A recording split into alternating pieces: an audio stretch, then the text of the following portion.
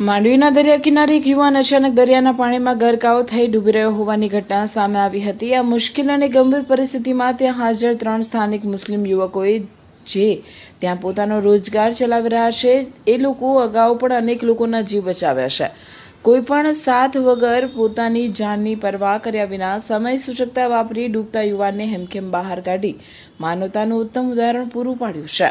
પ્રાપ્ત વિગતો અનુસાર માંડવીના દરિયામાં એક યુવાન ડૂબી રહ્યો હોવાની જાણ થતાં નજીકમાં હાજર ફિરોઝભાઈ વાઘેર, જુસબ મહંમદ લખર અને ઇરફાન કાસમ જામે ક્ષણનો પણ વિલંબ કર્યા વગર દરિયામાં ઝંપલાવ્યું હતું। દરિયાના મોજા વચ્ચે અથાગ પ્રયત્ન કરી ત્રણેય યુવકોએ ડૂબતા યુવાન સુધી પહોંચી તેને સુરક્ષિત રીતે કિનારા પર બહાર કાઢ્યો હતો।